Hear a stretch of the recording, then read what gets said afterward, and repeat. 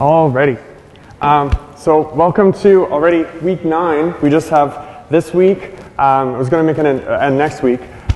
We don't have a makeup class on, I know there's a makeup Monday, but because I kind of robbed the Tuesday class of one class, so we both started at the same time because the term started on a Tuesday, but we didn't start their lectures until the same week as you guys. We just have this week and next week, although I'll have office hours at some point in December. So before we get started on our week on gender, I just want to make a few announcements. So the TAs are finalizing the grades for test 1 right now. This is in large part because about 40 of you didn't put your student IDs properly, you didn't bubble them in the Scantrons. So there's a whole bunch of tests right now that don't have any grades. Or rather, they were graded on Scantron, but we don't know whose they are. So we'll try to figure out a way around that, but it'll likely, if in the next few days or next week when the grades are posted, if you don't see your grade up, it likely means, maybe you even filled it out, but the computer just didn't read it. But there are about 30 or 40 that don't have grades right now. So don't panic if you see that there's no grade. You might be one of those 30 or 40. So that's what's delaying that, because I'm just trying to find some solutions first. Again, so next week we have our last tutorial of the term. This week, no tutorials. And then again, towards the end of the lecture, I will go over assignment 2. Now, so I haven't received all of the tests back myself, but I did look through about 100 or so responses to the bonus questions. So thank you. None of you were particularly cruel to me or cruel at all. Everyone was pretty nice. But there were some themes I noticed of improvement. And again, it's good. Part of why I asked that question, it's scary asking for potential criticism. But a few themes. So I will try to integrate more examples. Again, many of you said it was great that I used a lot of examples, but many of you also said more would be helpful. So I think in particular I'm going to try to use examples more consistently, because I know there are some themes I don't really use examples for, I kind of rush through. Related to that, I'm going to try to cut the content of the lecture a little bit, just so I can focus in on the concepts that I think are particularly important and testable. And then the second main one is I'm going to try to make the class more vibrant by incorporating more discussion. So I do ask questions, but remember early in the term I did say I wanted you to form lifelong study buddies, and I made you guys write business cards for one another. So I'm going to have more things like that going forward, now that I know that you want that. That was the most common criticism. More discussion, you want to talk to one another more, and get ideas from one another more. I think that'll help in terms of generating examples as well. It's often difficult for me to think of a bunch of different examples, because I have been so steeped in sociology for so many years, so my examples are all kind of odd and personal TMI things. So it's probably better to have fresh examples from fresh sociologists. Okay, so on that note, we now move into another substantive area in sociology. Again, one that's very, very theoretically rich, but one that is also highly empirical.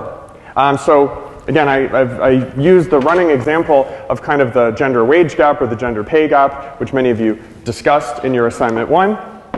In sociology, starting with people like Dorothy Smith and then followed on through third wave feminists like Bell Hooks, has had a long history of studying and analyzing gender. So again, it's hard to fit this in one class, but I'm going to try to make it engaging and example rich and all of that. So the study of gender, so you'll notice the week is called gender and it's not called sex. But when you study gender, we're always studying sex as well.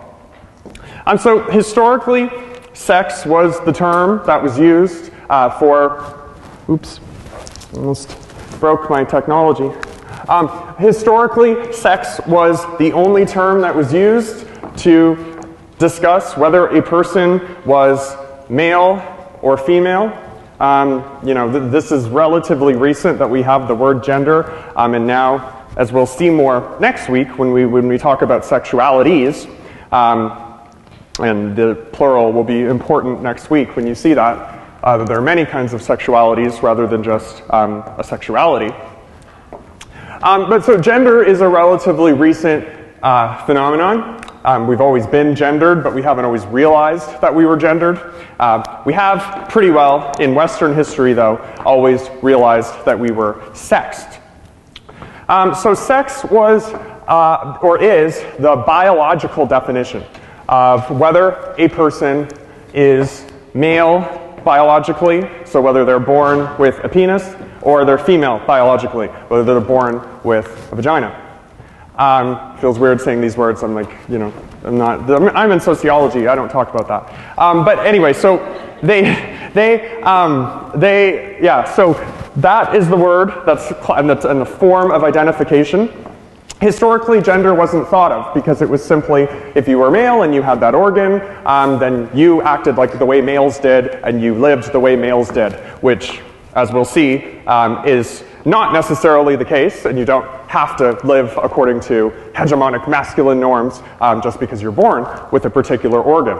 And vice versa, if you're born female, it does not mean that you necessarily subscribe to emphasized femininity. Again, you'll know these terms because you've done your Rebel quizzes.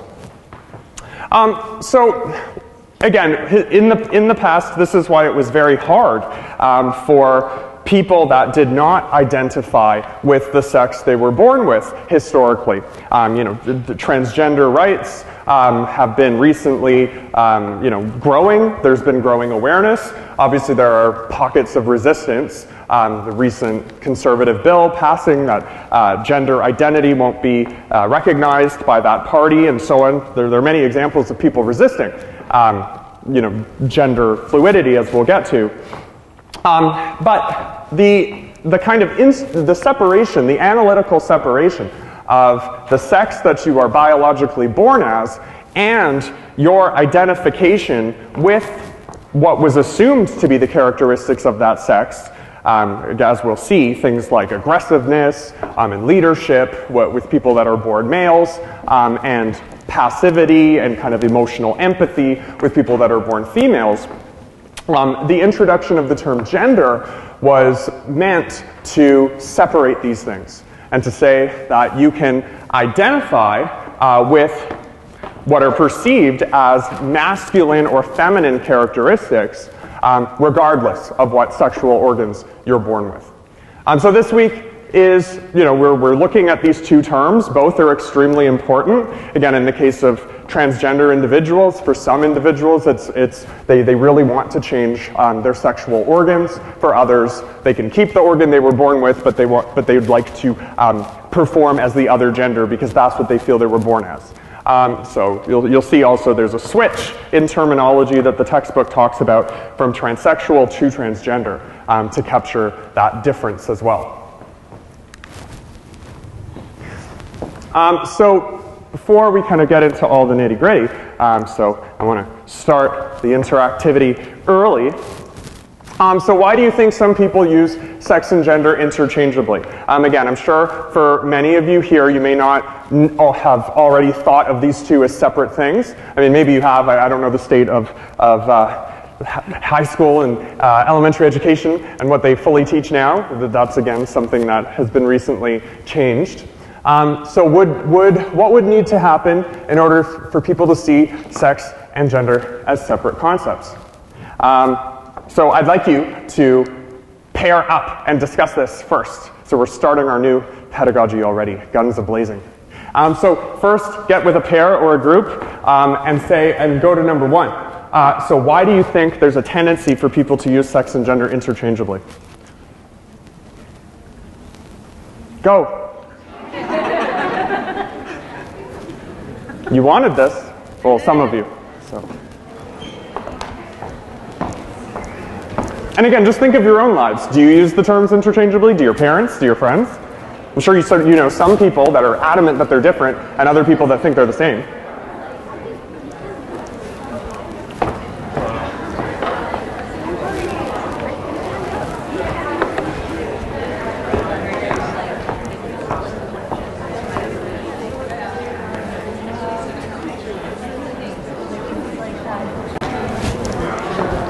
So, why do you think some people why is their social theory or their tacit theory or their hegemonized theory, why is it that sex and gender are interchangeable for some people? Does anyone want to share with the room their observations?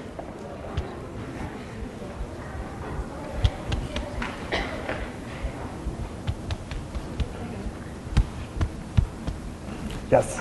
Okay, so I think people are using the words sex and gender interchangeably because, for example, sociologically speaking, when we get like birth certificate, right? A lot of like countries, they just have like male or female, so that's sex, right? It's very biological, but now the LGBT community and they are getting more the awareness is being raised. So that's why when people start realizing, gender is not very simple, just men and women. There's a variety of different genders too. So yeah, so the student in the front, I think think of Durkheim and social facts and norms and all of that. One kind of social fact that we have in Canada is that you're given a birth certificate at birth. And over many generations, only your biological sex is listed. And so there are many practices like that in the country where people are sorted into classrooms, even bathrooms, all sorts of things based on sex and not on gender. And the whole production of toys and everything, there are boys sections and girls sections. We don't have separate sections based on sex and gender. So historically, we've been sorted more around as male and female with the presumption that what we now call a gender identity, that was something that for the vast majority of people was tightly linked with their biological sex. So gender's kind of always been treated as secondary to sex, and the focus has more been on cases where people don't align. And then, historically, when you look at things like the Moni research, where intersexed individuals were given sex reassignment surgery, the assumption in those practices was that, being intersexed is very rare, having a gender identity that doesn't align with your born sex is very rare, and those are deviations from the norm, which is male being masculine identified and female being feminine identified. So we'll see as the kind of class goes on today why sociologists and social scientists more generally, and like the student said, in part inspired and catapulted by members of the LGBTQ community, why we see it as important to analytically separate these things. And I think just going off that in terms of, and this is something to think through over the class as well, if your mission was to change people's ideas of sex and gender and to see them as more separate, I think it would involve more education and changing things like documentation like the birth certificate. The Canadian census has changed in that regard too, where now it asks you what's your sex at birth and what gender do you identify with. So there have been a lot of changes in society to reflect that these two things can be very separate for the same person. So I just said there, the question there, the biological male and female.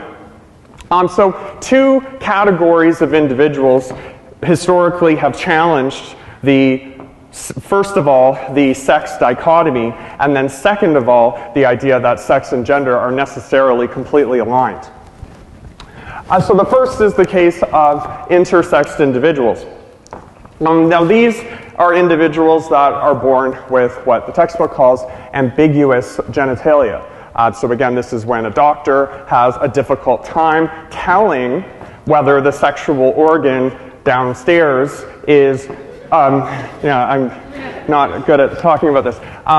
Hey, I study theory. I don't do stuff like this. So they're born with with genitalia that doesn't match textbook definitions of what a baby's male sexual organ or female sexual organ looks like. So then they have there was what was called the ruler test. So if the extremity was over a certain length, a certain millimeter length, then it would be classified as male, and if it was under that, then classified as female. Again, those are in ambiguous cases. Most babies can be identified. So this question it sparked a lot of debate in the 60s and 70s, mostly among feminist scholars, saying, why is male and female first completely derived from the protrusion level of one organ? Are the classifications that we even have currently based on that arbitrary length amount, is that really enough to say, okay, now this is a male, and this male will then have masculine tendencies, or this is a female, and this female will have feminine tendencies? So the criticism using intersex individuals as a case study or a foil, a kind of point of entry, was that we really are basing a lot of theories of human behavior and quote-unquote opposite sexes and sexual dimorphism based on one relatively, small part of a person. And so transgender individuals, this has been, a big focus, a big point of controversy in North America recently, with people, again, depending on their political affiliation, often but not always, having debate over the validity of the existence of transgender individuals. I think as a society as a whole, people have moved towards seeing transgender individuals as occupying real identities and their voices needing to be heard. But part of why I had the first discussion question is that there is a lot of resistance to this based on kind of the hegemonic idea that, you are the sex that you were born and your gender should align with that, and if it doesn't, well, tough breaks. So transgender individuals are individuals who say, it starts at different points in the life course. For some people it can be at age 3, other people, later in childhood and teens. It could even be when you're an adult. The case of Caitlyn Jenner, where she was realizing at several points that she was thinking about her gender identity differently. So it's different for everyone, but essentially it's when someone realizes they're transgender, it's that they think they were born in the wrong body. They think, oh, I should have been a little boy, not a little girl. I'm interested in feminine things. And so we'll see this as the lecture goes on too, that this is not a completely monolithic group. As I said, for some transgender individuals, they don't necessarily need to have sexual reassignment surgery. It's more being able to live the way the other gender lives, stereotypically. But for others, it is more biological. That's why they have the two terms, transgender and transsexual. Again, just not so you use the wrong terminology in your public lives, in private lives, transsexual is usually seen as a pejorative term, so that's why I don't have it on the slides. So I've talked about some hegemonic forms. So you'll notice the word hegemony will come up a lot there, and I tested you on that, and I want you to all, I had that question, and I was happy when in the test, at least in the ones I skimmed through, that when people talked about how is higher education hegemonic, no one said, oh, we have to sit in SOCIology and listen to Lawrence in order to get a passing grade. We're hegemonized listening to this dope. But no one's, as far as I saw so far, no one said that, luckily. But you wouldn't be totally off if you did say that. So this idea of the sex-gender dichotomy, and many people kind of implicitly thinking, what you're born is how you'll act, and vice versa, you should act the way you were born. Raewyn Connell, a transgender sociologist herself, she came up with the term hegemonic masculinity, and then the parallel or analogous term for female and feminine identified people of emphasized femininity. So according to Connell, there is in the contemporary West, so North America, Britain, and many other countries as well, there is an ideal of masculinity. This involves all of the kind of stereotypes you'll see, and I think are very much rooted in those kind of material social changes that happened around the Industrial Revolution. So again, the separation of spheres when people left kind of independent, sustainable farms and then moved into factories and cities and town life and all of that. Men were expected to go out and perform instrumental roles, so earn income, provide bread. The idea of being a breadwinner is literally winning the bread for your family, putting food on the table, whereas women were seen as playing expressive roles, maintaining the home life, keeping people happy, and all of that. So Connell traces hegemonic masculinity far back in society's history, where again, men are supposed to be cool, calm, relatively emotionless, financially successful, strong, reliable. All of these things you think of in a kind of stereotypically good dad. And this, of course, is very tied to the idea of heterosexuality. Because the ideal man should also have children and a wife and a house and a white picket fence and all of that. And so again, this is linked to the idea of hegemony from Gramsci, because it's not that any one elite person in society has constructed this norm of how men should act, but more that just historically and institutionally, the education system, the workplace, the kind of subcultures that have been formed in society, these all support this ideal of masculinity. So as we'll see, the way that little boys are raised, the behaviors that are punished, the behaviors that are rewarded, the way they're treated at school, these all foster and support an idea of male-born individuals becoming stereotypically tough and macho and heads of families. Now, if that's the male perspective, again, Connell doesn't use the term hegemonic femininity because, and puts it second, not to be sexist herself against women and put women as the second sex, which they've historically been, but to show that for all intents and purposes, emphasized femininity is highly dependent and based on the kind of masculinity in a society. It is subordinated. That's part of women's subordination, that the ideals of being a perfect woman are very dependent on what the ideals of being a perfect man are in a given society. Again, we're only focused on the West here, but we do have our globalization week later. So the dominant norms for women in Western society is that they will kind of be happily subordinate to men. And so this is reflected in opposite traits for men. So if men are supposed to be relatively emotionless, women are supposed to be very emotional. If men are supposed to go out and want to earn incomes for their family and climb the corporate ladder, women should be more averse to competition, should be more nurturing, more empathic. They should want their devotions to be their children, their peers, their family networks, rather than kind of cutthroat capitalist competition with people.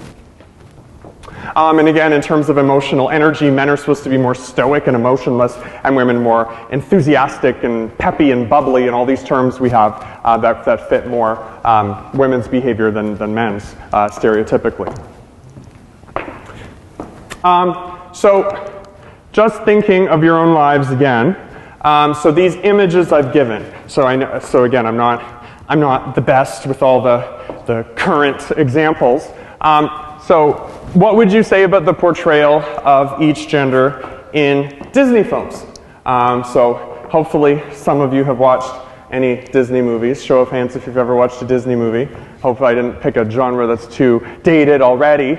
I don't know what Netflix's version of Disney is. Or movie or whatever. So does anyone have any examples? So let's start with a stereotypically hegemonic masculine character. Yep. Beauty and the Beast. So Beauty. Oh, thank you. Someone stole both our microphones. Both? Both. We had a real microphone, and then we had that cool box, which some of you commented on, but they're both gone. They're gone from that thing. Yep. Oh, I was going to say Beauty and the Beast because Beast are obviously huge and they're strong, a little scary. Belle, very sweet and, very stereotypical in a way. Mm-hmm. Okay, so Beauty and the Beast. So even when you think of Belle's life, how it's being, so kind of governed by what's going on with the Beast as well. Yep. I want to add on to what she said formerly. Like at the beginning of that movie, like Belle is, independent and she wants to travel the world and see things for herself. But by the end, when she finds a man, she becomes dependent on that, and she's just content living in a castle, with just him. Because when she finds the man, she finds what she's apparently been missing in her life, sort of. Yeah. She loses the ambition. Yep. So great point too from this student. So again, Belle started out very ambitious, and then typical stereotype of that's just a phase. You're a teenage girl. What you were really looking for was a husband to settle down. Okay. Yep.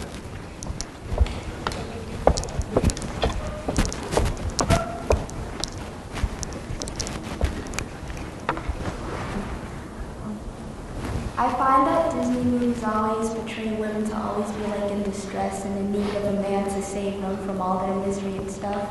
And then it's never them doing anything on their own. It's always a man they need to save them. And so I guess that kind of shows Yeah, so again, women are seen as distressed, panicking, in need of help, and it's always a very stereotypical guy that kind of comes in to save the day.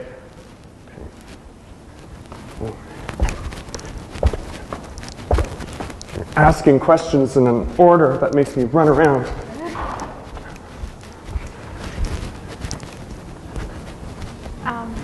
So the idea that even though there are some new Disney movies that try to show women in the lead role and everything, they still bring back the idea of men being the most important, the Princess and the Frog. They try to show her as being independent, wanting to open her own restaurant or something, but in the end the prince is the one who saved her and she becomes a princess again. It's the same with Beauty and the Beast. She starts off as independent, but in the end she's a princess and she's wearing a dress and dancing with the prince. Yep. So great example again. In the end, even though many movies try to be more progressive about this, they always seem to sort of end on those same examples, on the same classic themes. So to push this further, so why do you think this is? So we've identified a lot of cases where gender is, where kind of what we think of as being men and women are portrayed, we're only talking about them in those people in those terms when we're thinking of Disney movies, because people are portrayed either as really these feminine women in need of help or these masculine men taking charge. Why do you think it is that all of the only examples you could think of from Disney movies were ones like this? What do you think, or in other words, so talk about it amongst yourselves for 1 minute, what do you think prevents Disney from making really kind of gender binary smashing movies? What do you think, why do you think they're not doing that?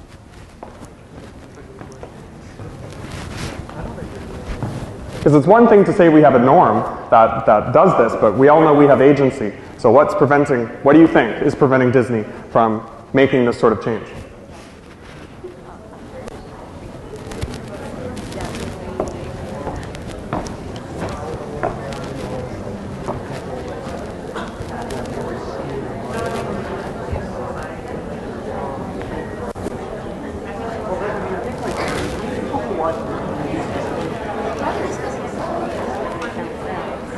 Okay.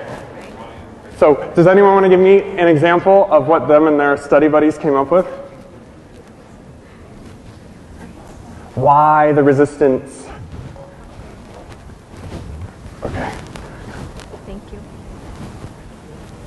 I was saying that Disney is it's considered like a very appropriate, very like presenting the fantasies for the kids and next generations and whatnot.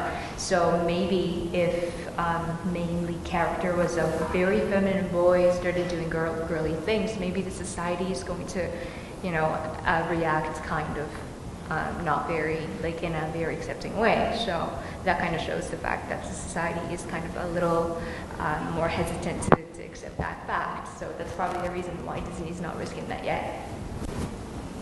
That's a great point. So basically the argument could be, maybe some people at Disney really want to make gender non-conforming movies, but they're afraid of getting backlash from the public. Remember I said many people still don't really think of the distinction between sex and gender as being super important. And so those people could be like, boycott Disney, they're messing up our kids with this movie or whatever. I think of Mulan as one that was sort of, show of hands if anyone watched that. That was a movie that I think that was trying to, and it was but not perfectly, but it was kind of playing with images, I think, in a way better than many other movies.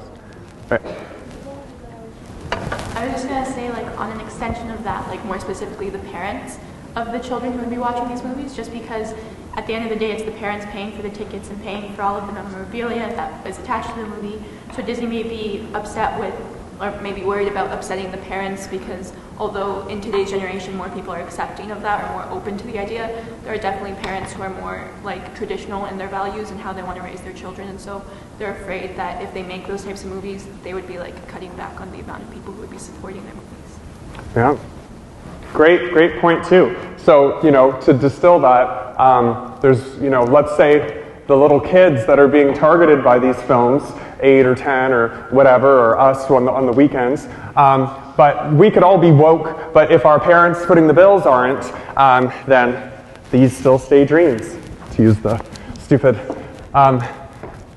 Gen Z lingo. Not that that's stupid, more my interpretation, symbolic interactionism.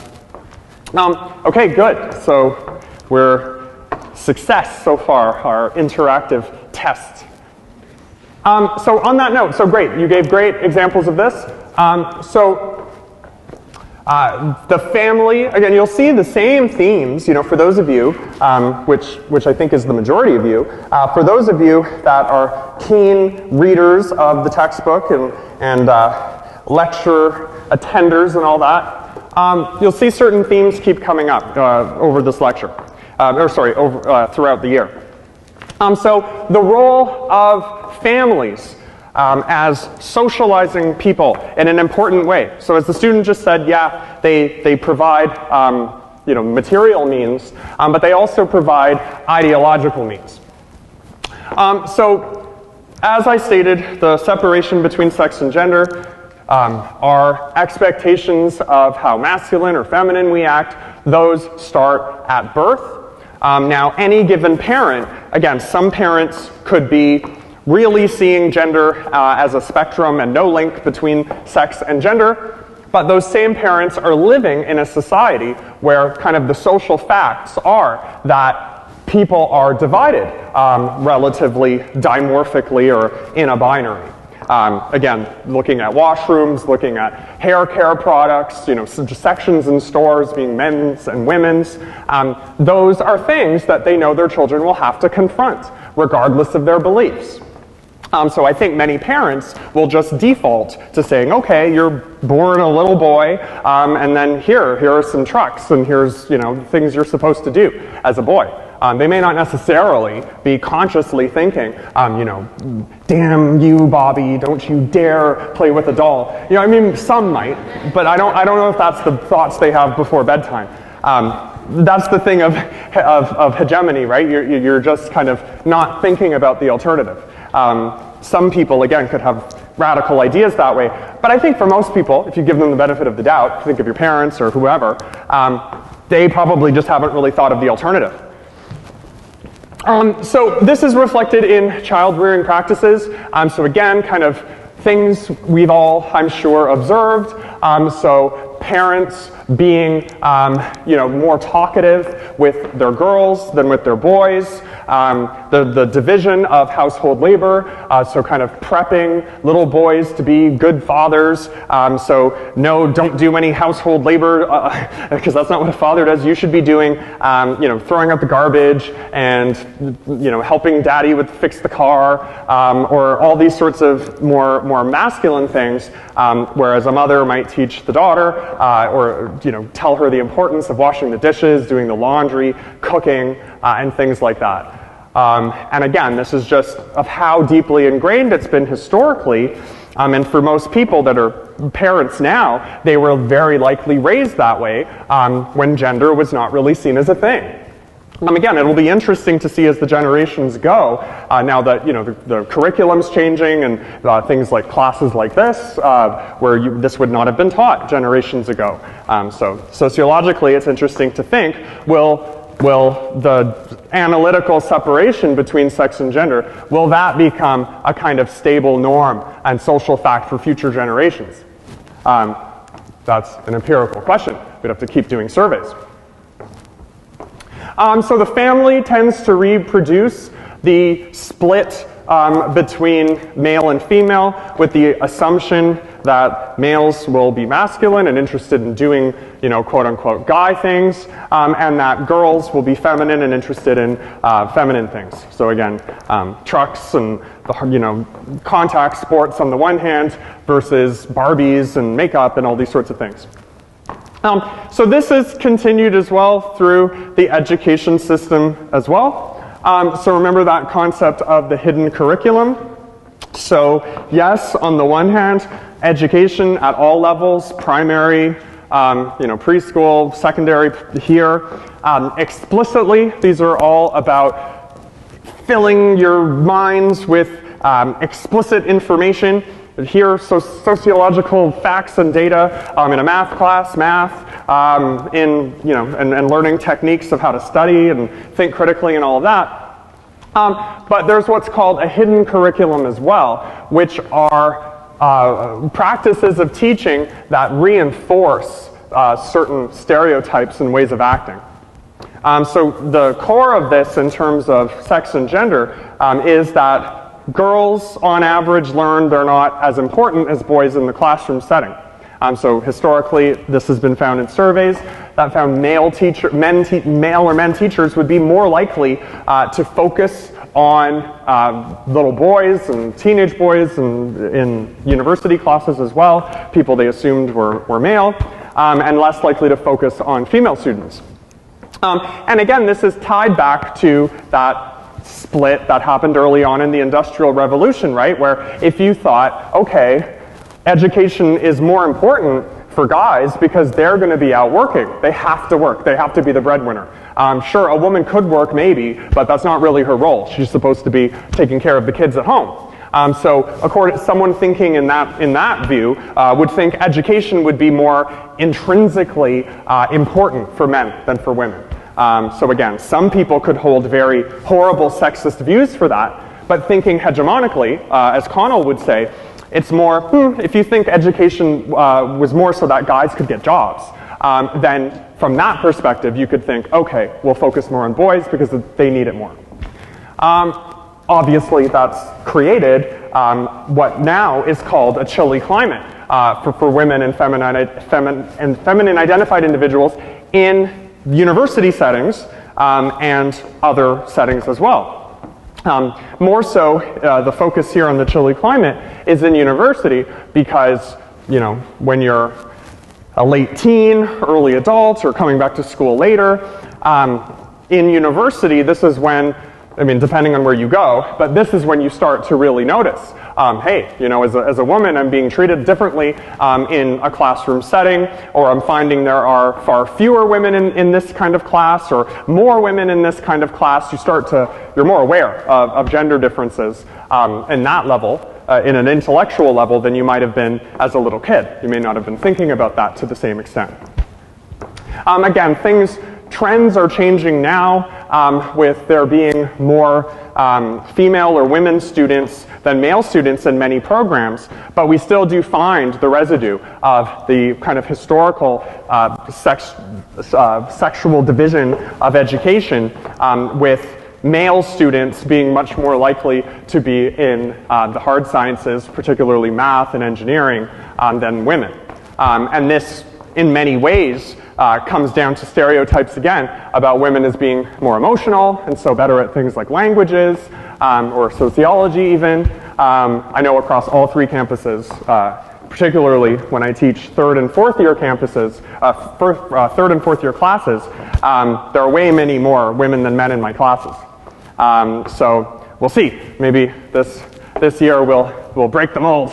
And all of you will drop. So no. But I hope you all stay, and then we shatter these numbers from within our own midst.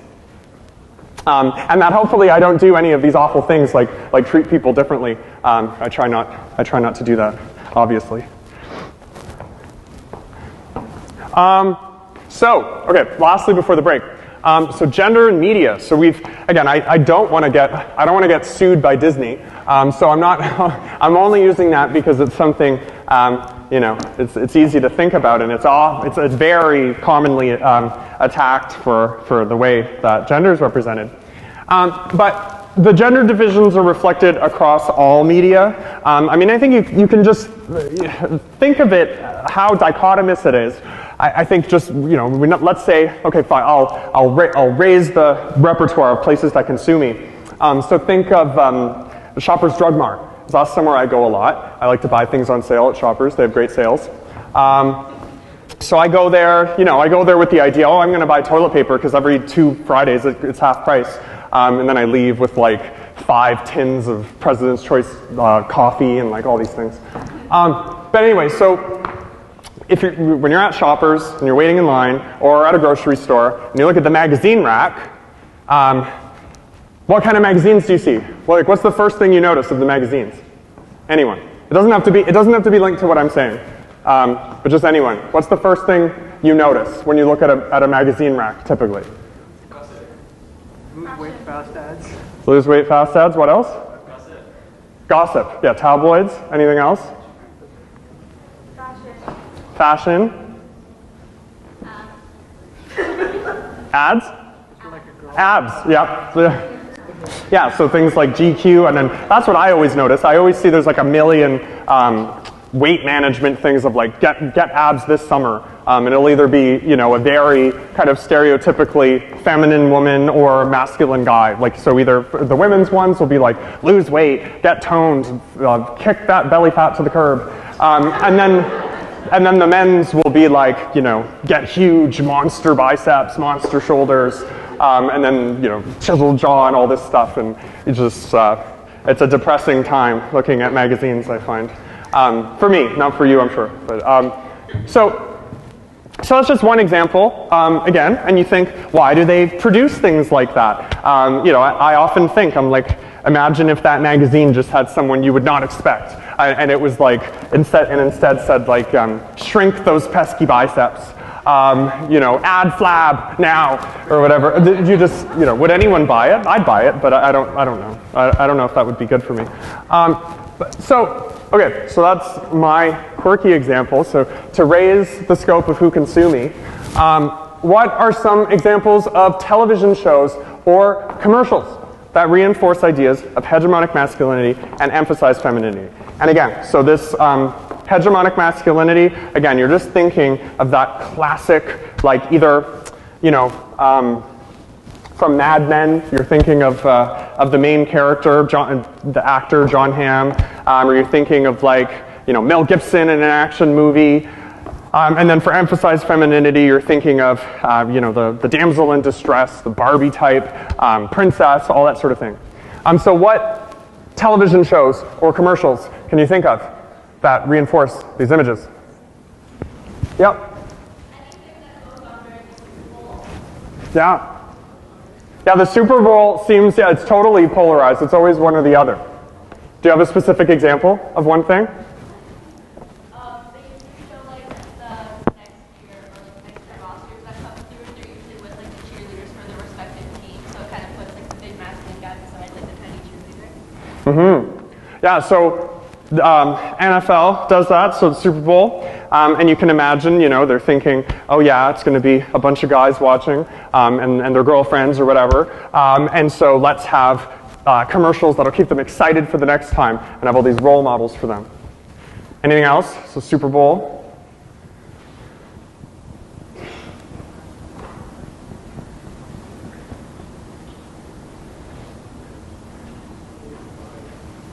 Yep. Old Spice, yeah. Yeah, so the Old Spice guy, or whatever he's called. And then all their things like Axe body spray, you know, it's like the reverse of like pesticide, like you put it on and then you get all the people around you. And definitely playing off ideas of what you think a guy is and what you think he wants, and vice versa, what you think a woman is and what you think she wants. Yeah, so I know the textbook talked about TV shows like Pretty Little Liars. That one often, you know, it's a bunch of like teenage girls all made up and gossiping around, running around, being all dramatic. 90210, there's a lot of stereotypes in those shows, right? Versus, say, a sports show focused on guys where they're just kind of all aloof playing sports. So those examples are easy to think of. Now, before the break, I'd like you to take a minute and a half. I'll always do variable times to keep things spicy.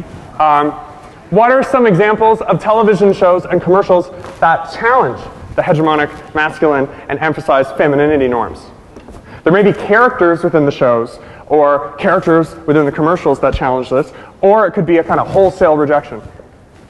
Okay, so engage. Systems on.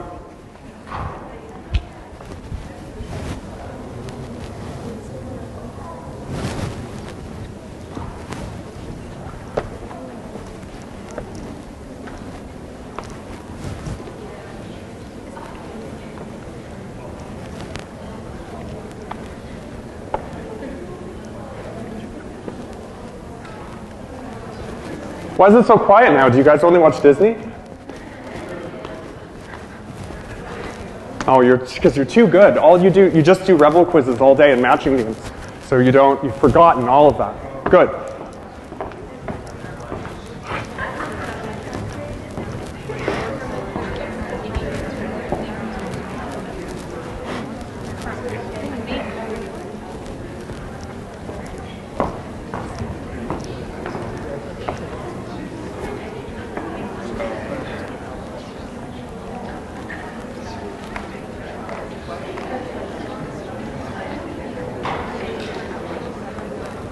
Okay, so does anyone have any examples? Yep.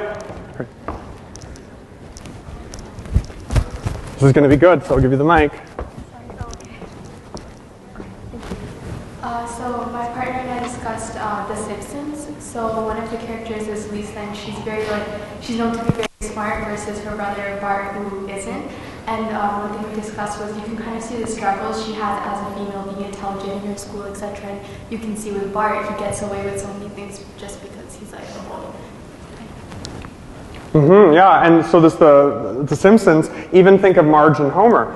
So like Marge is always very thoughtful, and then she's seen as nagging, and Homer gets to it's a complex show because it reinforces a lot of the stereotypes because you see Bart and Homer getting away with a lot of things, but at the same time it presents it in a way to the audience where you should see wow, Lisa and Marge are really getting an unfair shake of things.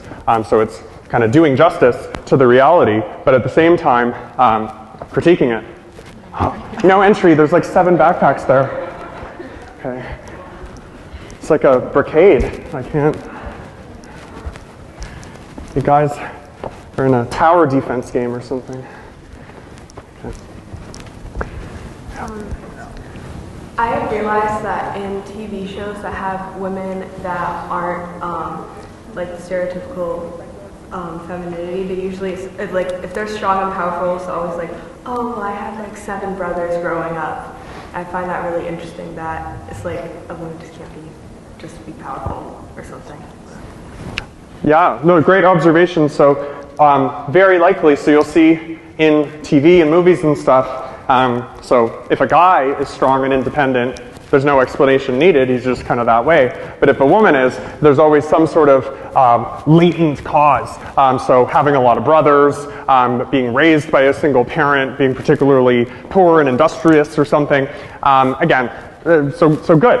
So some examples, I know the textbook earlier, I think in the Contemporary Theory Week, talked about Orange is the New Black.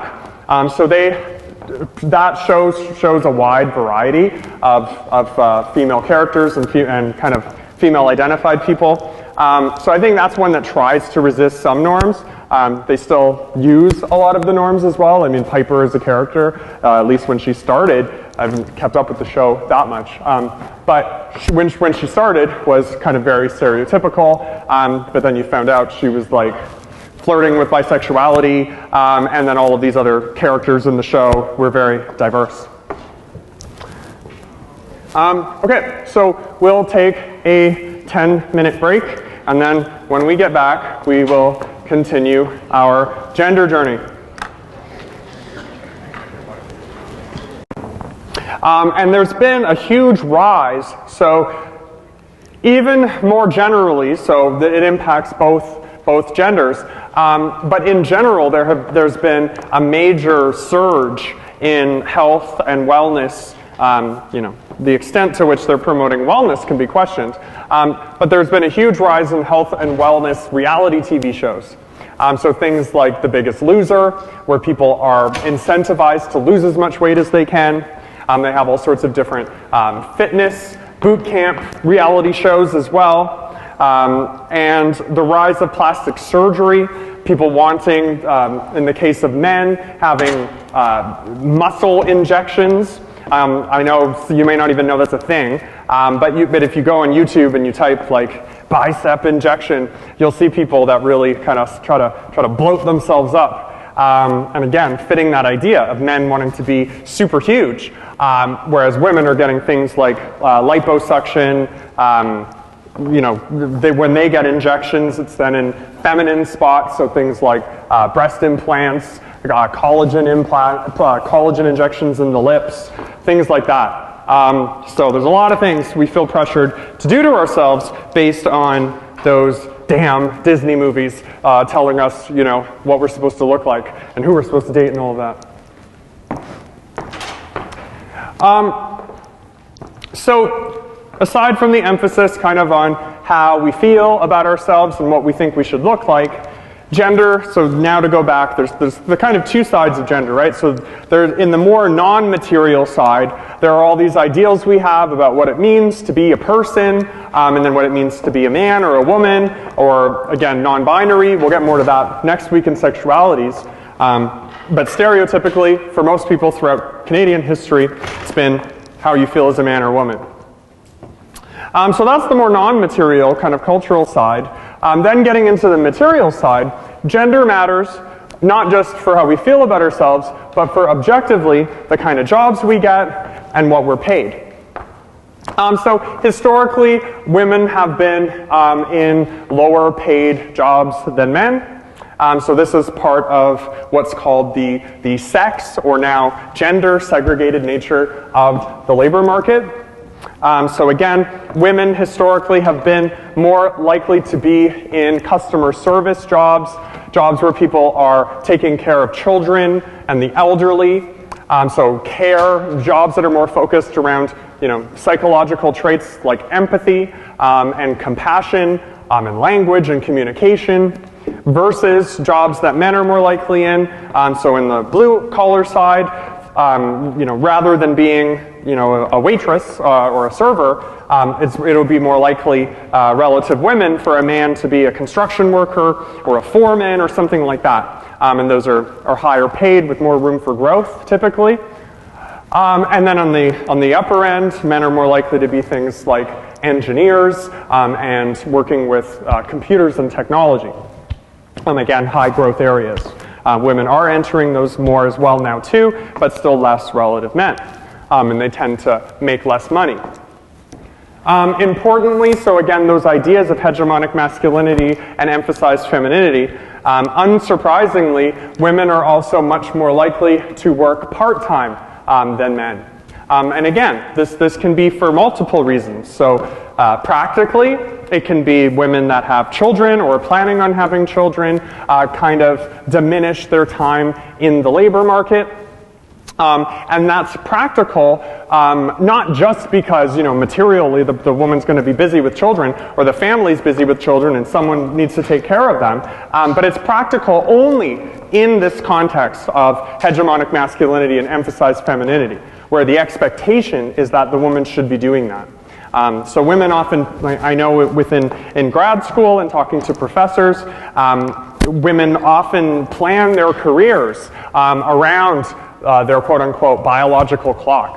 They do so because they have pressure from their partners, pressure from their friends, pressure from their families. I'm sure the women in this room, as you get older and you make your way through your careers, for many of you this will be a very pressing burden as well. You'll think of your family members saying, hey, when are you going to have kids?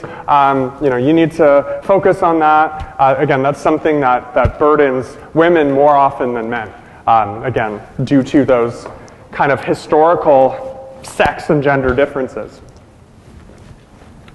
And so the gender wage gap, which I've talked about kind of as a running example, you don't have to memorize all the statistics or anything, but I think it's just important to see that overall, again, the gender wage gap has been shrinking, but it's still present.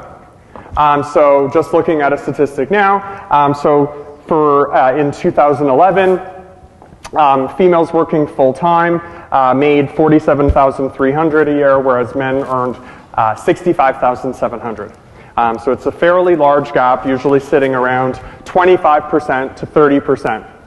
And again, partly this is due to norms surrounding the kind of work that women tend to be more segregated in, more care-based occupations that are seen as less work-like, and then men's occupations being seen as more intrinsically difficult. And then the kinds of training men and women historically get based on notions of kind of what you should be doing in your gender or sex role. And again, these gaps have been reducing as people are starting to think of sex and gender differently, and male and female or masculine and feminine aptitudes and preferences see them as more linked than totally separate. But again, society changes slowly. So I've talked about, the dinosaur that I am, I've talked about a lot of old historical social factors. But again, thinking, I'd love, there's a lot of people in this room that have worked and are thinking of working, and again, I always want you to relate these things to yourselves. So discussion group study buddy mission number 3 or 4, or whatever it is now. What factors may contribute towards the gender wage gap? Now, so historically, I've covered some of the previous things. But what do you think? If you just had to talk about it now, in your early sociological journey, what subjectively do you think contributes to the gender wage gap?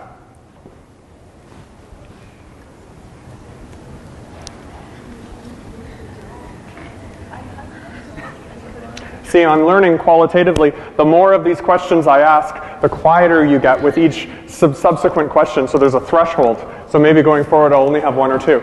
But you still have to discuss this. Yeah, talk in your groups. Or maybe I'm just not being clear. Talk in your groups about this.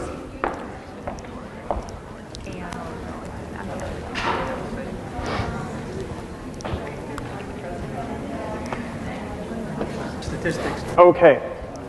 So now I want to learn from all of you UTSC sociologists, what factors do you think contributes to the gendered wage gap? I haven't heard much from the back.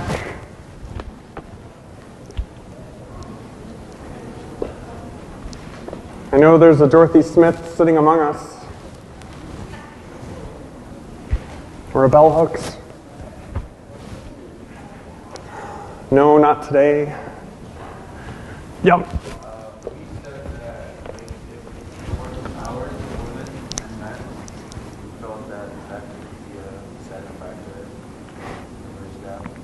So that a major reason could be The difference in working hours.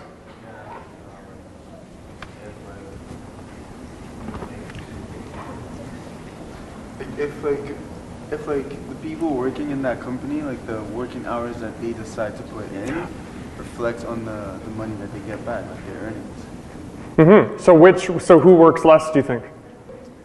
I feel like, from what we discussed, we said that in some situations, some men might put in more hours, and due to the fact that it's been normalized that women have to get back home and do chores, they might have to put in less hours, and then they might have to earn less. So great point. So again, that was so the point was women work less hours. So that's definitely part of it. So women are more likely to work part-time. But how about in jobs where women do work full-time and they still get less than men? Does anyone want to think of why that happens as well? So both are right. Yep. Oh, we have a battle. I'll just go hierarchically. So one closer to me. Yep. Sorry.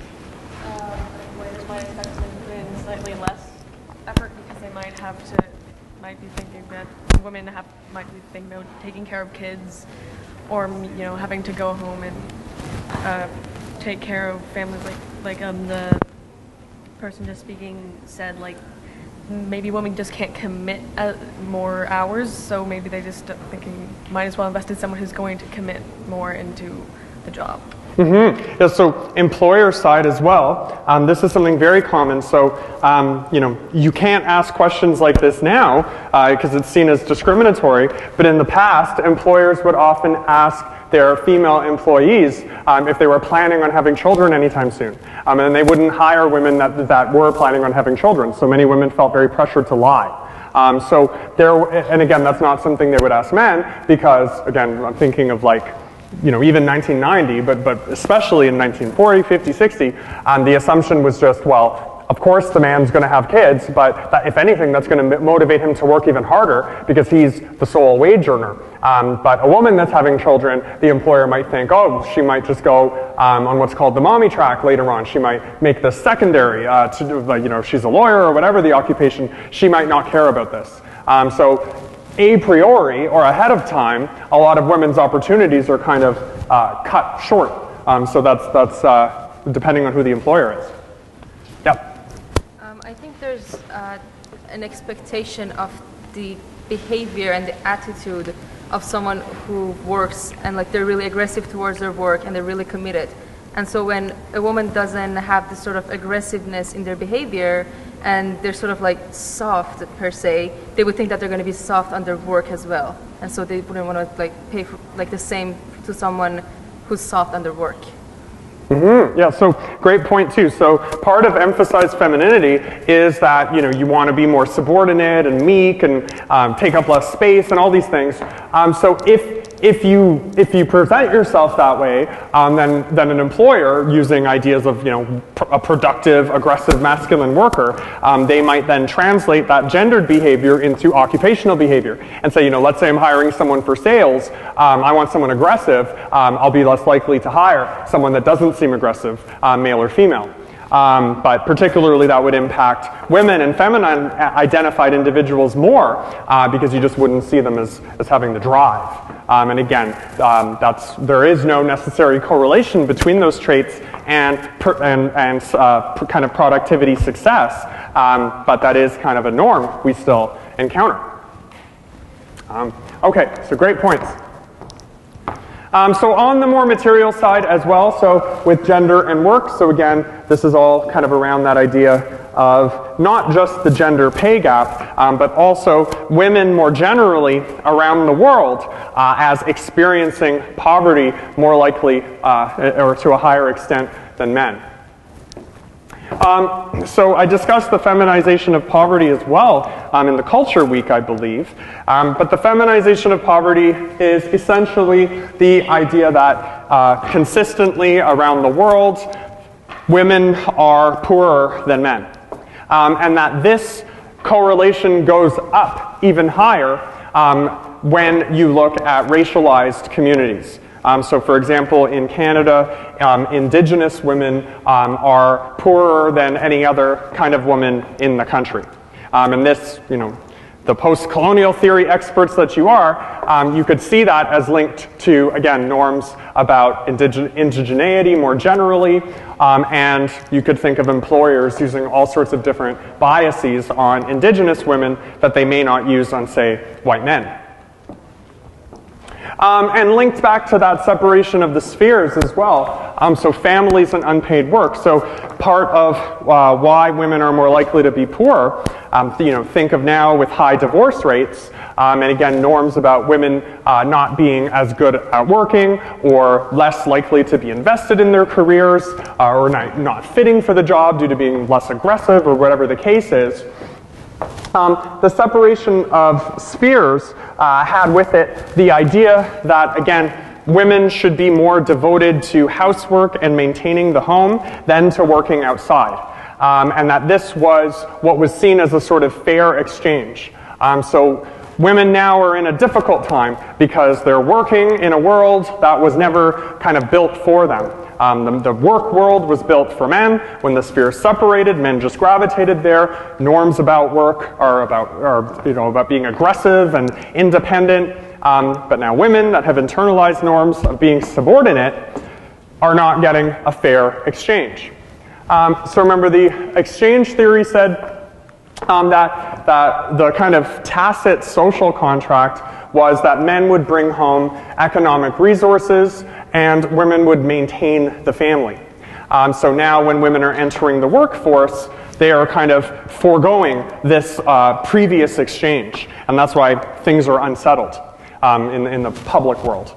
So again, this classic norm of men as just being more expected to earn money and women as being more expected to maintain the home, this is tied to wages that people are actually given based on the kind of gender norms that employers hold.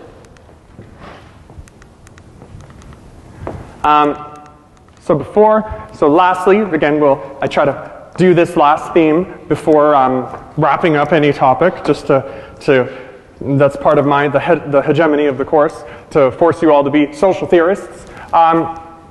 So I think it's interesting looking at these topics through multiple theories. Again, not all of them. You can look through them with anything, but each class I'll try to use the ones that I think say very different but impactful things.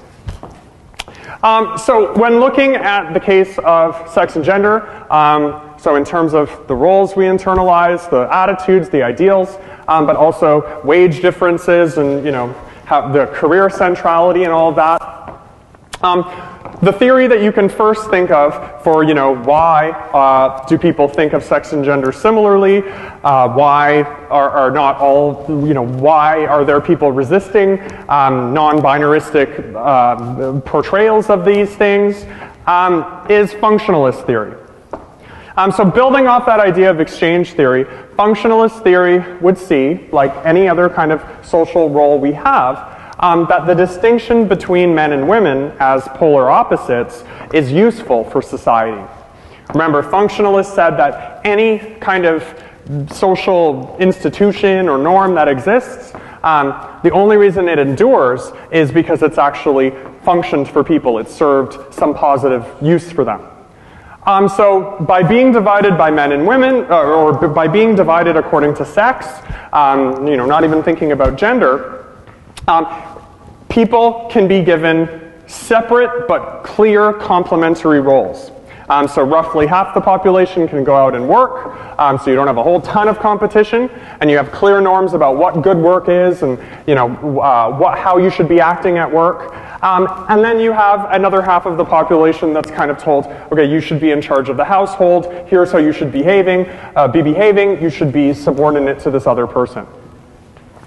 So the core in functionalist theory is that sex role differentiation is beneficial for society because it reduces competition.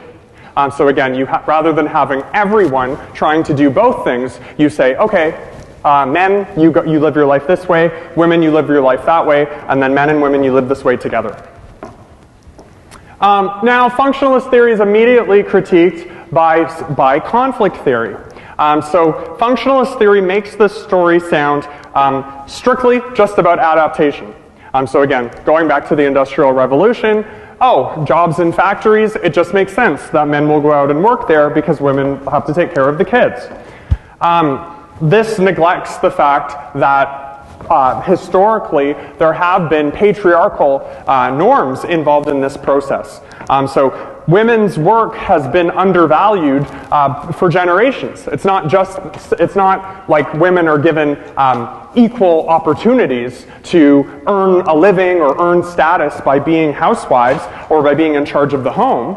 By taking care of children and not developing their careers, women are then hurting their life chances, should they choose to do that. They're hurting their life chances should they find themselves divorced. So divorce has a much more negative impact on women than men economically and career-wise.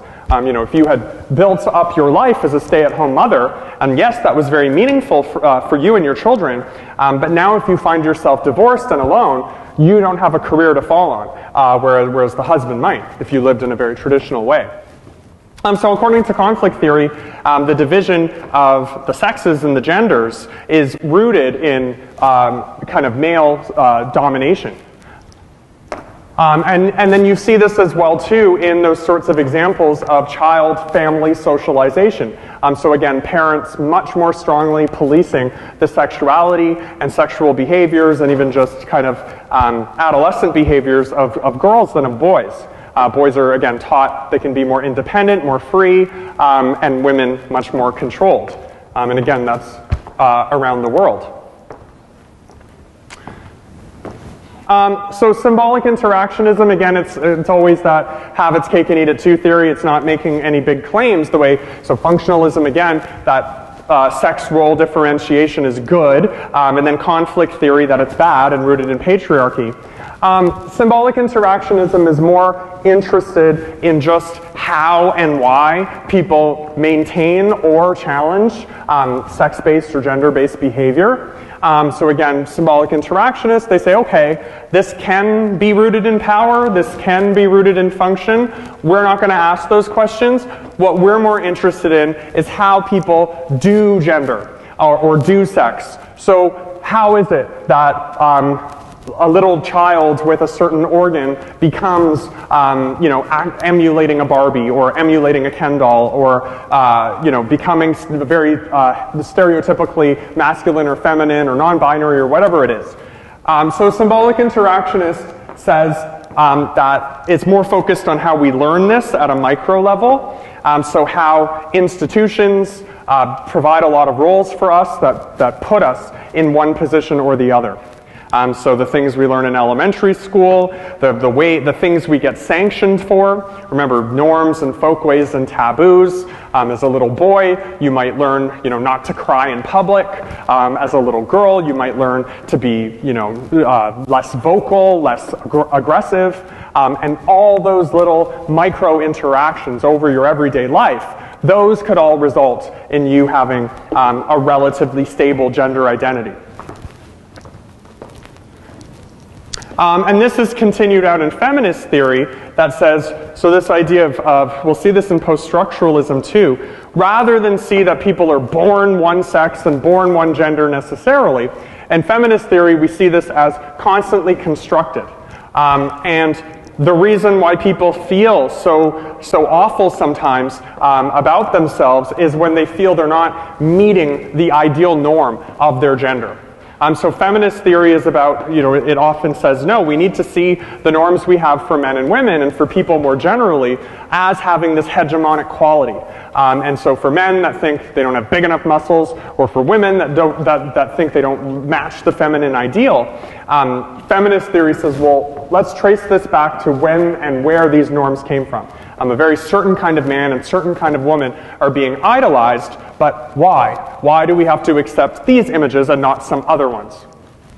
So feminist theory is trying to remove the power imbalance and create kind of more images for people to follow.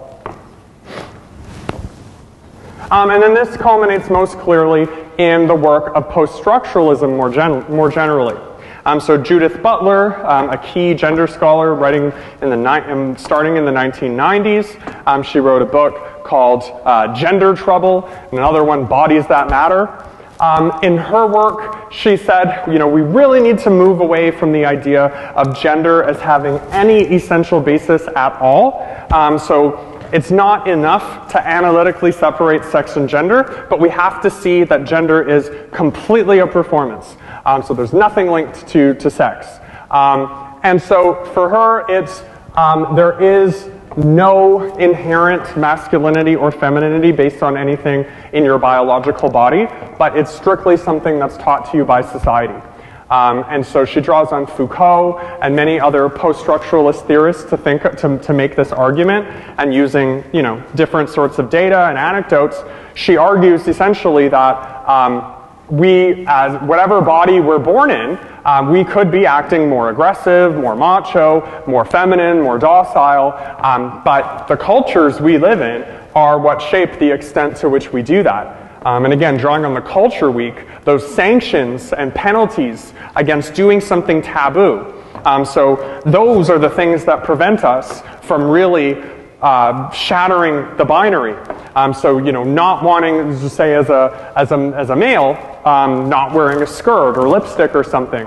It's not that you can't do that, but you would just think, you know, no, I'm not going to do that because I don't want people to think something strange about me. Or vice versa, as a woman, you know, having a very short haircut or something. I remember the student used that example early in the class when I asked about gendered socialization by parenting, and their mother saying, no, you can't cut your hair too short because that's just not what girls do.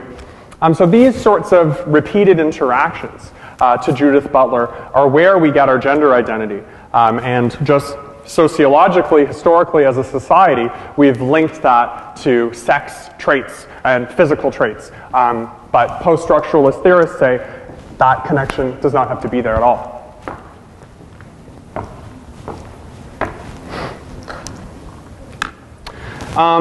So just because we have, so again, I'm trying to fit everything into 2 hours this week, just because I know it's towards the end of the term and you have a lot of other things to do. So just some things to think for going forward, central concepts, central things to think of this week. So think again of Connell. So now we've moved from Gramsci to Connell when looking at hegemonic, or looking at hegemony. So remember, for Gramsci, hegemony more generally was how the elite or ruling class maintained its interests or maintained the status quo. Connell talks about hegemonic masculinity and emphasized femininity. So again, people that were historically powerful in a country setting up gender norms which now we all follow and we don't really think about where they emerged. And you know, you can think of those examples in movie portrayals, again, shows like Pretty Little Liars, things like Disney movies, where, you know, I think a good way to think of when you see emphasized femininity or hegemonic masculinity is when you think of a show and you say, oh, I can't imagine this being a show about men or about women. So if you see a behavior that seems extremely gendered, then think, you know, why is it that I'm thinking this would seem strange or unsettling if it was the other gender? And then, you know, think of what you were taught growing up. Again, I'm not saying everyone subscribes to these norms, but they are all things we've dealt with to a lesser or greater extent in our lives. And then think of the idea of gender as being reproduced. So again, looking at symbolic interactionism and social theories of socialization and post-structural theory, you know, it's not just that, okay, sex is how you're born and gender is how you identify, but gender is reproduced through both your everyday actions, so you choosing to act, you know, aggressive in what you imagine to be a masculine way, or passive in what you imagine to be a feminine way. It's reproduced by you at that level, and then it's reproduced institutionally by things like, you know, the kinds of makeup products that are made, pink and blue things for baby girls and baby boys, all sorts of different products that we use on an everyday basis that are designed for men but not for women, and vice versa. And then lastly, bringing it to a more material dimension, so seeing how work is gendered. Stereotypes we have about things like nursing as being more feminine, and doctors as being more masculine. Now healthcare, as I said more generally, is becoming more gender neutral. But even think of terminology that people used to use. There were so many occupations where if you were, a man doing the job, you would just be that thing. So you would be, a man doctor would just be a doctor, but then a female doctor would be a female doctor. Now we've switched. People tend to not speak that way, but there still have been some interesting social psychological experiments that show you'll almost never see it the other way around. Unless it's a female segregated job. So nursing is like that too, where a nurse, people are more likely to assume that's a woman, and then male nurse is a title. You don't really have a title like female nurse, you would just expect that. And then that impacts pay as well, so norms about certain jobs being more masculine and more feminine, or more female focused or male focused. Jobs that are more stereotypically masculine tend to pay more and tend to be more prestigious. So all of these things together, I think again, you're seeing gender is one area in which a lot of the theories we've covered can be kind of seen and tested out empirically. Okay. So now, a little bit more details on assignment 2. And then I'll let you go. So hopefully everyone went through your tutorials last week, and so you're all excited and ready to engage in that research process and write your literature review on on whatever your topic is. So you'll see here when looking at the instructions, so you really are free to look at any topic you want, as long as it's quote-unquote sociological. Now, so the best way to find something sociological, I'll show you. So I have a series of instructions, but I think it's easier just to show you. And I know I got some feedback about that as well. Okay, so if you look at the modules, you'll see that the quizzes have been activated. So I strongly suggest, before you get started, you read the instructions on your own, and then you'll see in the instructions, the first thing I recommend you do is to complete the 4 quizzes. They're not designed to penalize you and make you do quizzes even more than the Rebel quizzes, but these will teach you how to find articles. So let's go to quiz number 3. So let's see the module. So I'll just show you an example. Module.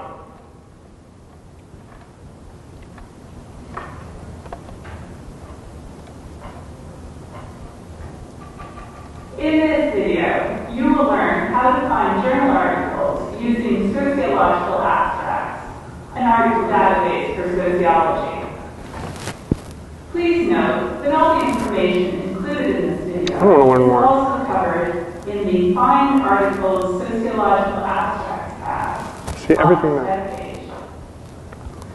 Please also note the link to sociological abstracts under Getting Started. That's why I don't show videos. It's too wordy. In the first search box, and then type synonyms for equal pay, pay equity, or wage gap. Notice that I typed phrases like equal pay in quotation marks.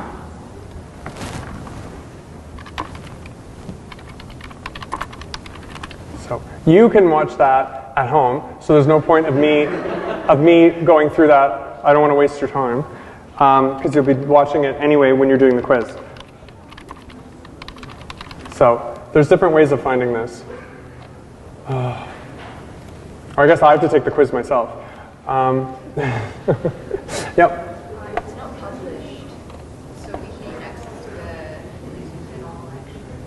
Oh, it's not. Ah, that explains it.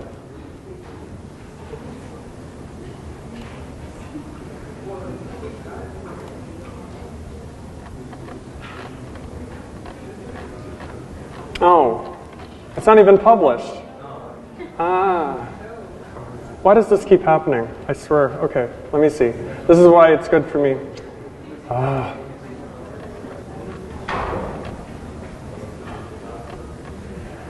Oh.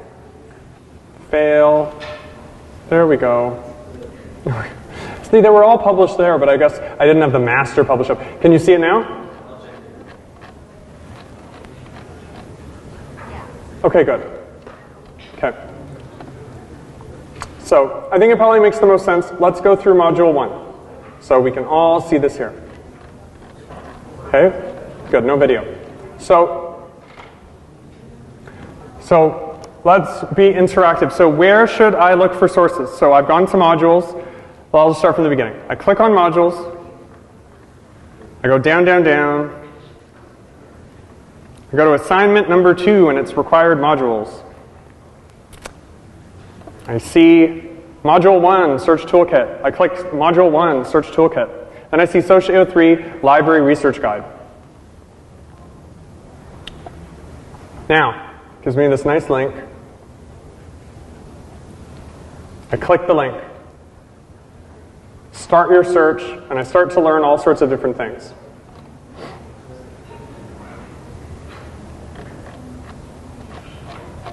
So I'm thinking, where should I start looking for sources? Do I look at Google? Do I look at Google Scholar? No.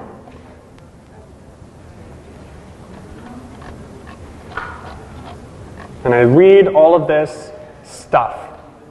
See, there's all these little subheadings here. I read all of them, how to evaluate sources, how to find books. So let's see, find articles. Sociological abstracts. There's all here. And then I can look up whatever I want, and then there's all these strategies. So I'd recommend going through these, and then so let's say I've been looking up this for a while. I'm a master of this. I think I know my search game. Then I do quiz 1. Graded quiz. Read module 1. Use what you learned to complete the following quiz. Am I ready? I don't know. I have 2 attempts. You need to find peer-reviewed journal articles for this class. Peer-reviewed journal articles are available online. Therefore, you can find all of them freely available through Google. Who thinks that's false? So you already have a good sociological imagination. False. Question 2. Google is a great place to get an overview of your topic. However, Google includes limited academic sources. Therefore, go to the library or the library website to find more in-depth academic material for your essay. True? All articles on Google Scholar are peer-reviewed. False. Start your search lets you search for different kinds of resources in the library. Start your search may give you an overwhelming number of search results.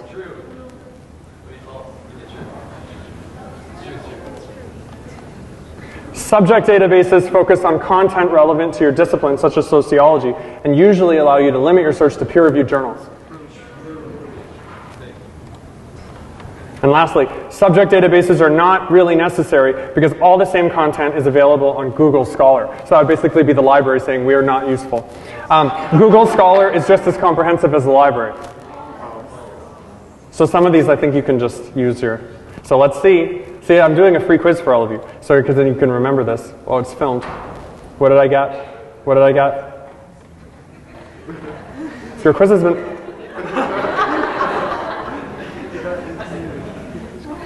I don't even know what I did.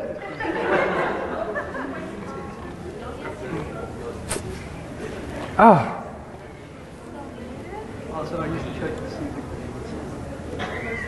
I know how to do it. Sorry. I have to...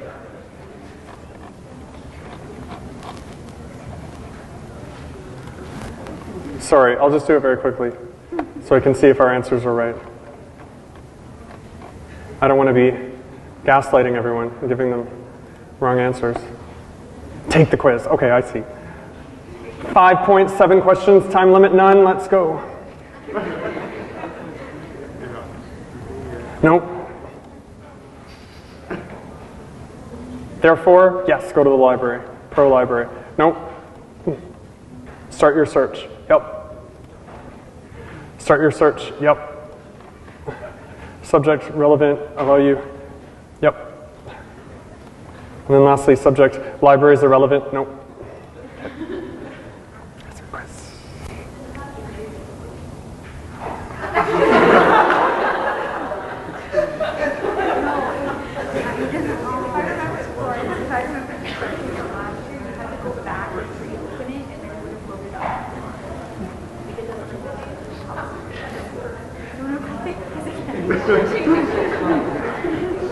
Why is it doing this?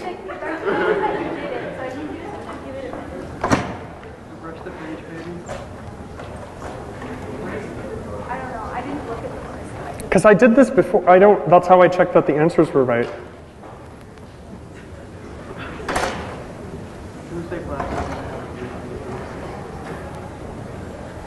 So weird.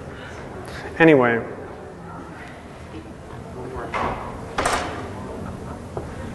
Okay, fine. So this is being difficult, but I'll show you I'll show you. I know I have one way of seeing it, so you can all see that it's right.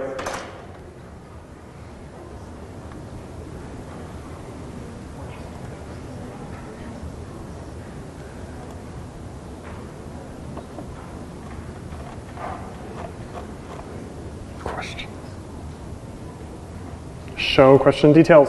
Okay. Aha. So, so false,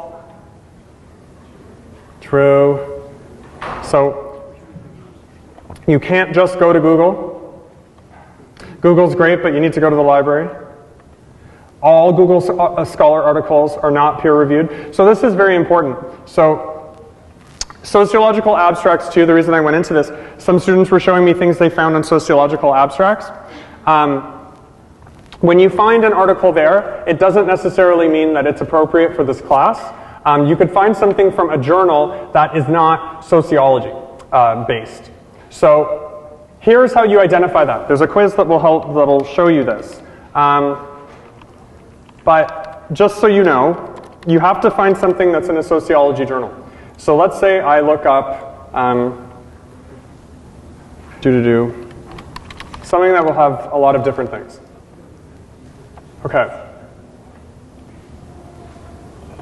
Okay. So this is just a quick way to see it. When you're on, let's say you did look at Google Scholar or anywhere. This is the journal. Okay? So obviously something called Psychological Review is not sociology. Annual Review of Sociology is a journal. A sociology journal.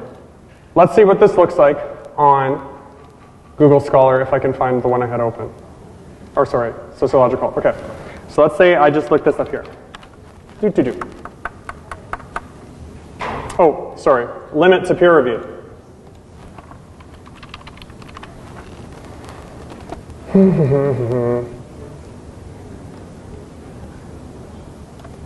That is a sociological journal. Now you may not know that, but if anything with kind of social in the title, unless it's social psychology, although social psychology counts, that's the journal. So you want an article, the Sociological Review, Social Science and Medicine, right? They should vastly be sociology journals, but sometimes they're not.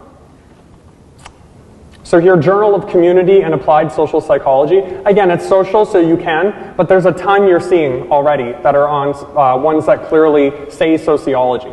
So I would focus more on that. If you don't know whether a journal is sociological or not, you can type something like this. So let's say Social Science and Medicine. Now I know that's a sociology journal, but you might not.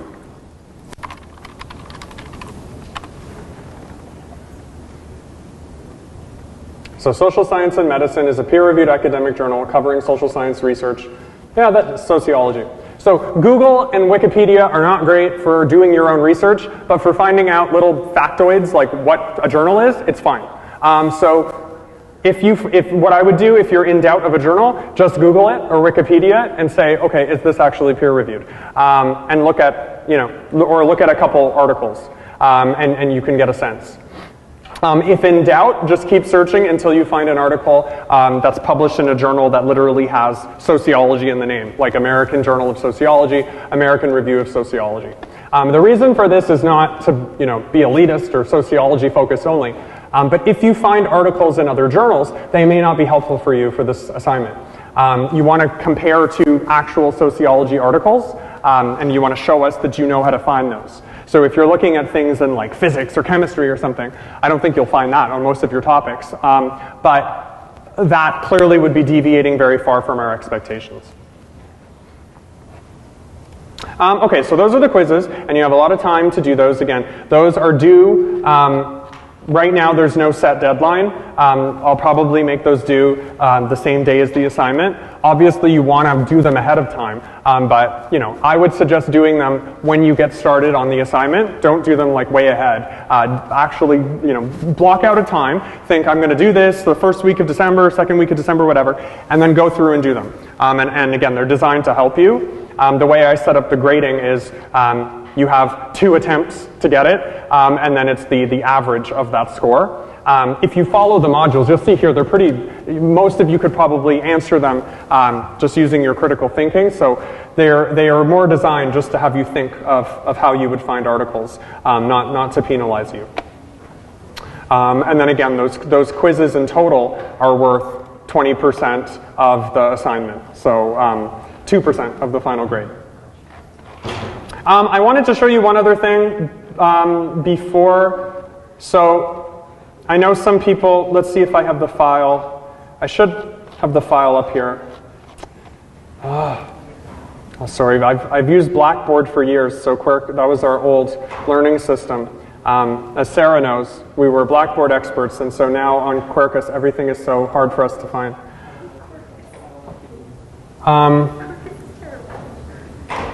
So this has been available all term. I don't know, has anyone used the SOCIO03 grade calculator yet that I put up? Anyone? No one. Oh, one person. Okay. So you'll see here,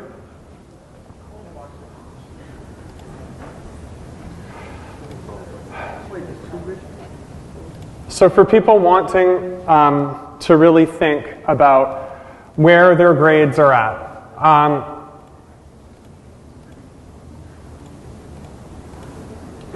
sorry, this was taken from last year, so obviously you can ignore the 2017 and 2018.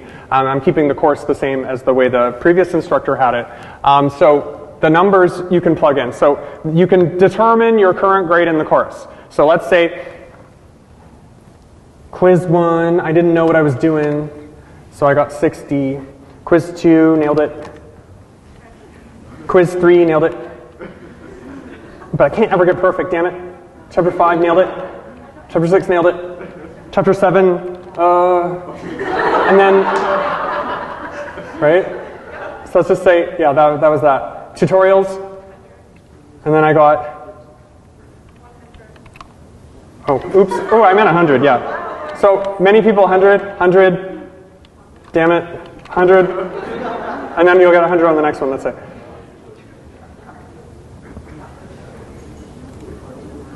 Assignment number 1, let's just say average. And then test 1, let's just say 70. Oh, so I'm at a 71. So you can calculate your grade from now. So now, again, you can't really do this until you have the test 1 grade, obviously.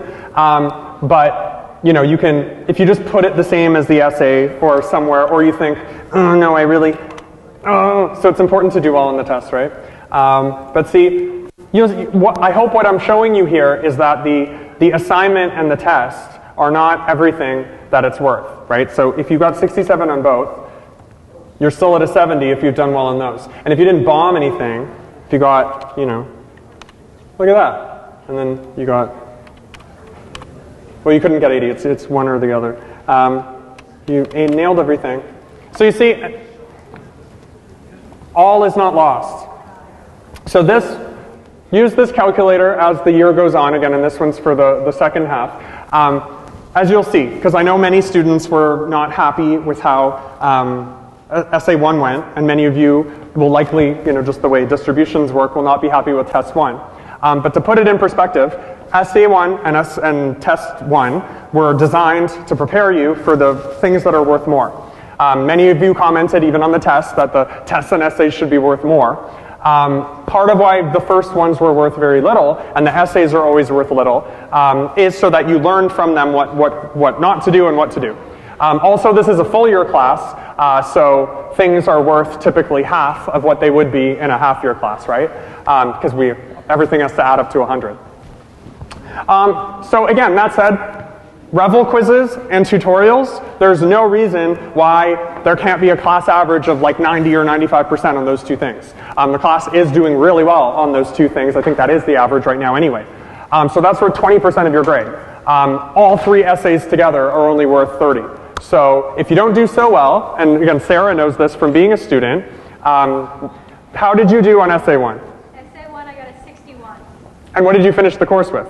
93. Right, so that's what I'm saying. I'm not just standing up here making stuff up to like cover my bases. It's actually true. So, and I got 58 on my first sociology test, and then I'm not Sarah, but she should be teaching, clearly. But I finished that course with like a 77 in, 10 years ago or whatever. So that happens, right? So, and then in later courses I did much better, obviously. Otherwise I wouldn't be here. But this, again, it's difficult, but there's no reason for it to be impossible. And again, put things in perspective. The grades will likely go up as the term goes, as you learn study habits. We'll be discussing that a bit in tutorial, in the next tutorial, just about the midterm. Again, the midterm grades haven't all been compiled, but what we noticed, the major issue was people not answering all of the short answer questions. Again, many of you did answer all of them and answered them well, but many of you answered like 2 out of 8. So that is, we'll get to that next week. But again, don't be too concerned about that now. But in terms of thinking of moving forward, you know, hopefully you'll be learning better study strategies as you go. So just lastly, so in terms of the lit review, what I would suggest, I don't need to look at the assignment guidelines for that. Start thinking now, really, in terms of that research process, the steps. What do you want to research? What area are you most interested in? Think of that area, and then just go on sociological abstracts, and you can follow all the guidelines about using quotations and finding separate terms. You can just type in a word like I did, and try to look for relatively recent articles in the last 10 years or so, and just see what sociologists have been writing about that topic. And then maybe you won't find it super interesting and you'll move on to something else. But this assignment is just designed to let you know more about your own interests, and then, in terms of evaluation, to be able to summarize a couple of articles and talk about how they relate to one another. So in my perspective, again, from my perspective, this assignment is much less onerous than assignment 1 was, because you have to go and find an article and make an argument. For this one, it's more descriptive. The hard part, I think, will be settling on an area you're interested in, and then settling on 2 articles. But once you do that, the assignment shouldn't take a ton of time. Okay, so I guess we're done for today, and then next week is our last lecture, and we'll have a special activity at the end of the lecture, which I'm really excited for. So I'll leave that vague, but I'm excited for our holiday lecture. I'll just leave it at that. I